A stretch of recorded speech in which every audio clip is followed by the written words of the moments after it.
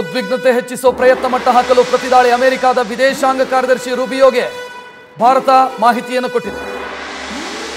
Mark Rubio ಜೊತೆ ಜೈಶಂಕರ್ ಮಾತುಕತೆ ನಡೆಸಿದ್ದಾರೆ.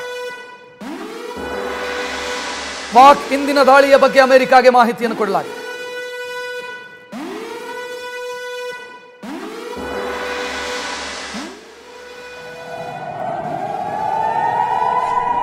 ಪಾಕಿಸ್ತಾನದ ಪೈಲಟ್ ಒಬ್ಬ ಕ್ಯಾಪ್ಚರ್ ಆಗಿದ್ದಾನೆ.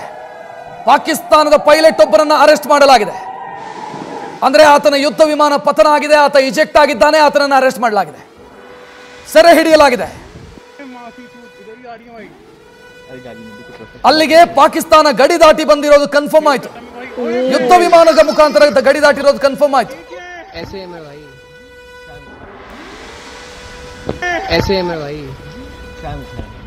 ಪಾಕಿಸ್ತಾನದ JF-17 ಯುದ್ಧ ವಿಮಾನದ ಪೈಲಟ್ ಆತ ಅನ್ನೋದು ಈಗ ಸಿಗ್ತಾ ಇರುವಂತ ಮಾಹಿತಿ.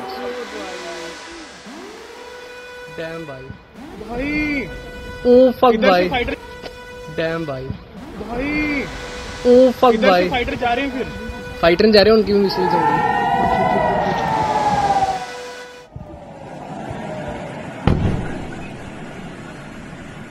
ಪಾಕಿಸ್ತಾನ 24 ಗಂಟೆಯಲ್ಲಿ ಭಾರತದ ಮೇಲೆ ದಾಳಿ ಮಾಡ್ತೀನಿ ಅಂತ ಹೇಳಿ ಮಾಡಿರುವಂತ ದಾಳಿ ಮತ್ತು ಭಾರತಕ್ಕೆ ಅತ್ಯಂತ ಘೋರ ಪರಿಣಾಮ ಬೀರಬೇಕು ನಮ್ಮ ದಾಳಿಯ ಮುಖಾಂತರ ಅನ್ನೋದು ಪಾಕಿಸ್ತಾನದ ಲೆಕ್ಕಾಚಾರ.